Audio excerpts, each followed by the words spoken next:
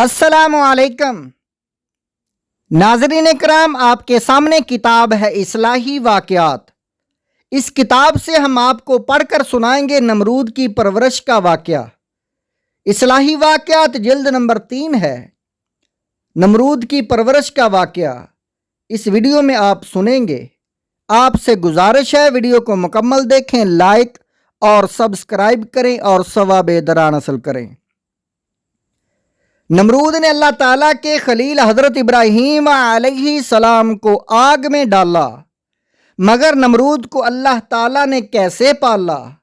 ایک جہاز سمندر میں جا رہا تھا اور جتنے آدمی جہاز پر تھے سب ڈوب گئے، صرف ایک ماں اور اس کا بچہ، یہ دونوں بچ گئے جو ایک تختہ پر بہہ رہے تھے۔ اس کے بعد اسرائیل علیہ السلام کو حکم ہوا کہ جاؤ اس بچے کی ماں کی روح بھی قبض کر لو۔ اب بچہ تختہ پر اکیلا بہا چلا جا رہا تھا۔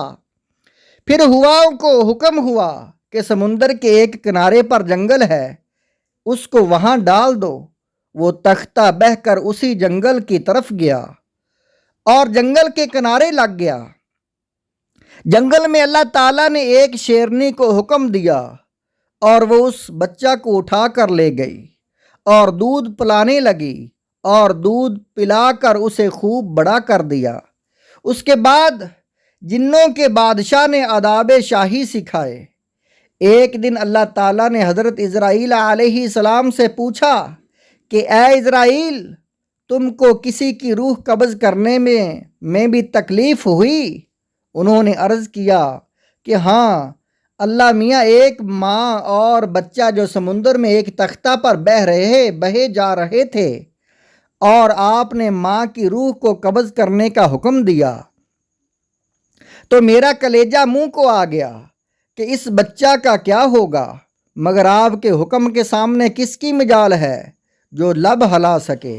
اللہ تعالیٰ نے ارشاد فرمایا کہ وہی بچہ بڑا ہو کر میرا سرکش اور نافرمان ہوا اور خدائی دعویٰ کیا اور میرے خلیل کو آگ میں ڈالا۔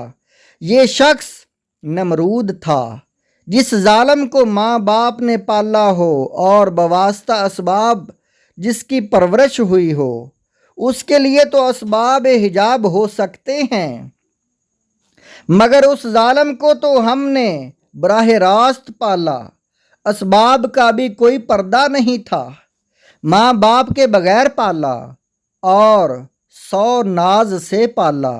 ہم نے سمندر کی موجوں کو حکم دیا کہ اس کو ایسے جنگل میں لے جا کر ڈالو جہاں ریحان و سوسن کے خوشبودار پھول ہوں، میوہ دار درخت ہوں اور میٹھے پانی کے چشمے ہوں۔ برگ گل و نسترن سے ہم نے اس کا بستر بنایا۔ خوش آواز پرندوں کو حکم دیا کہ اپنی سریلی آوازوں سے اس کا دل بہلائیں۔ سورج کو حکم دیا کہ اس بچہ پر اپنی تیز شعاعیں نہ ڈالے۔ ہواؤں کو حکم دیا کہ اس پر آہستہ چلیں۔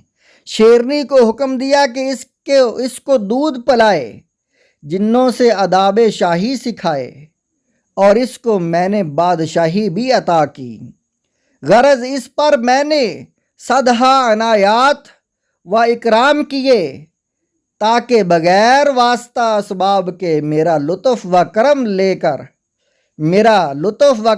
دیکھ کر اور اسباب کے حجابات بھی نہ رہیں، مگر یہی شخص میرا دشمن ہوا اور میرے خلیل کو آگ میں ڈالنے والا ہوا۔ پس اگر کسی شامت عمل سے اللہ تعالیٰ عقل پر عذاب نازل کر دے تو پھر خیر نہیں، سب کچھ جان بوجھ کر آدمی ہلاکت میں پڑ جائے۔